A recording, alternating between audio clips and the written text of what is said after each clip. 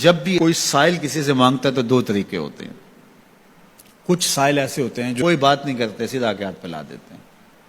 ایک تو سائل یہ ہے.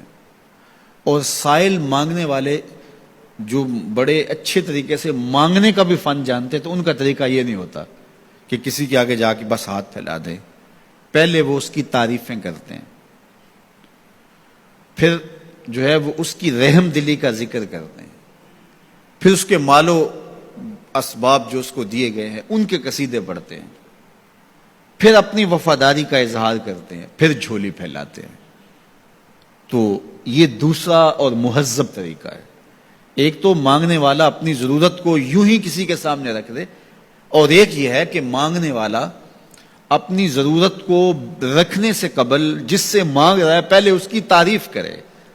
اب بندے اللہ سے ہدایت مانگنے کے لیے کھڑے ہوئے، پہلے تو وضو کیا، صاف ستھرے ہوئے، کانوں پہ ہاتھ لگائے، اس کے بعد ہاتھ باندھ کے ادب سے کھڑے ہو گئے، اور اب مانگنے لگے تو کیا بولے؟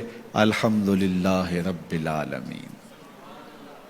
وہ آتے ہیں نا مانگنے والے دروازے پہ تو کہتے ہیں دوبارہ وسدہ روے، فلاں ہو فلاں ہو، وہ تعریفیں کرنے لگ جاتے ہیں. تو یہ مرحلہ ہوتا ہے.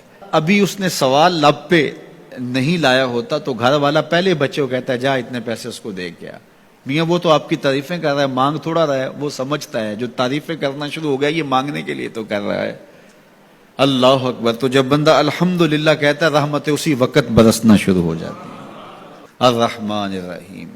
میں سخی کی دہلیز پہ کھڑا ہوں جو رحمان بھی ہے جو رحیم بھی ہے، محض اپنے کرم سے عطا کرتا ہے. رحم کی بھیک مانگ رہا ہوں. پھر کیا کہہ رہا ہے؟ مالک یوم الدین. کسی کنگال سے نہیں مانگ رہا، اس سے مانگ رہا ہوں جو مالک ہے، دنیا کا بھی مالک ہے، آخرت کا بھی مالک ہے. پھر اس کے بعد اگلی بات کیا کہتا ہے؟ ایاک نعبد و ایاک نستعین. مالک میں پوجتا بھی تجھے ہوں اور مانگتا بھی تجھ سے ہوں. دیکھو سائل اس اعتبار سے بھی دو طرح کے ہوتے ہیں. ایک سائل ہوتا ہے جو بائی پاس پہ اترتا ہے، ایک کے گھر کے سامنے جاتا ہے، یہی طریقہ صحیح مانگنے کا، لیکن جاتا ہے کہ گھر کے سامنے ہے، تعریفیں کرتا ہے، اور مالک خانہ کو پتا ہوتا ہے کہ یہ ہمسایہ سے بھی مانگ کے آیا ہے، میرے گھر سے بھی مانگ رہا ہے، اگلے گھر سے بھی مانگنا ہے. تو وہ اسے تھوڑا سا آٹا دے دیتا ہے، 1 روپیہ دے دیتا ہے. اس کو پتا ہے اس نے پورا گاؤں مانگنا ہے، آدھا گاؤں مانگ آیا ہے، آدھا گاؤں اس نے ابھی مانگنا ہے. تو سارے 1 روپے دیتے ہیں. ایک تو سائل وہ ہے جو در در پہ جاتا ہے، اور ایک سائل بائی پاس سے اترا، وہاں سے پل عبور کیا، پھر گلی سے گزرتے ہوئے یہاں آیا، اور یہاں آ کے آپ کے ساتھ اس نے کہا کہ میں کسی در پہ نہیں گیا، آپ کے پاس آیا ہوں، اب آپ نے میری ضرورت پوری کرنی ہے. تو پھر 8 آنے 5 روپے تو نہیں دیے جائیں گے. پھر تو جو میری استطاعت ہوگی، جو آپ کی استطاعت ہوگی، اس استطاعت کے مطابق دیں گے کہ یہ سارا شہر چھوڑ کے آیا ہے، یہ کسی سے نہیں مانگتا، یہ مجھ سے ہی مانگتا ہے. تو پھر آپ اس کی ضرورت پوری کریں گے. اگر آپ کے بس میں ہوا تو مانگنے والا کیا کہہ رہا ہے؟ ایاک نعبد. یہ پیشانی کہیں اور نہیں جھکتی، و ایاک نستعین. یہ جھولی کسی اور چوکھٹ پہ پھیلتی نہیں. وہ کریم، وہ مالک رب جو تمام جہانوں کا رب ہے، میں اس کی دہلیز پہ کھڑا ہوں اور آیا سیدھا اسی کی دہلیز پہ ہوں. نہ اس سے پہلے کسی در پہ گیا ہوں، نہ اس کے بعد کسی در پہ جانا ہے. تو پھر مالک بھی کرم نوازیاں اور رحمتیں اس کی جھولی میں ڈال دیتا ہے. اب اتنی لمبی تمہید باندھنے کے باوجود مانگا کیا؟ ذرا غور کیجئے. یہ وہ ہے جو ہم ہر روز ہر نماز کی ہر رکعت میں مانگتے ہیں. اور مانگنے کا طریقہ کتنا خوبصورت ہے، اور مانگنے والے یوں ہی مانگا کرتے ہیں. پہلے جس سے مانگنا اس کی تعریفیں کرتے ہیں.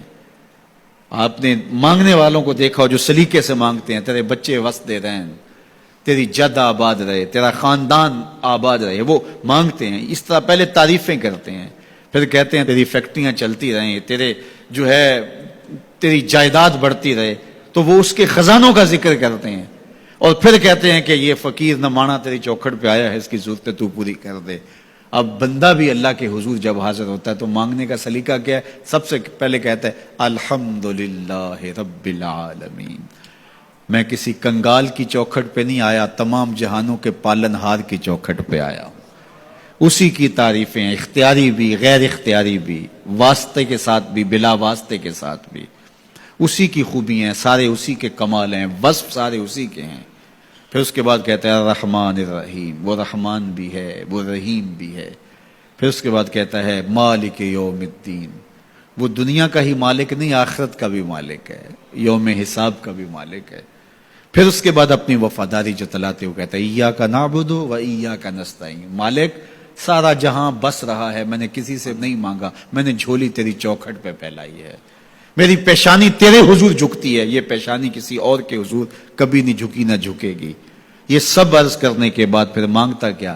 اہدنا الصراط المستقیم، مالک مجھے سیدھی راہ پہ چلا دے، میں تیرے حضور آیا ہوں، مجھے ہدایت کا نور عطا کر دے۔ انشاءاللہ یہ ہدایت کیا ہے اور ہدایت کی قسمیں کیا ہیں، اور پھر اس دعا کا جواب اللہ کی طرف سے کیا آتا ہے، اور بندے پہ کتنی کرم نوازیاں ہوتی ہیں، انشاءاللہ یہ مضمون کل ہوگا۔ اللہ مجھے آپ کو اپنی رحمتوں کے سائے میں رکھے۔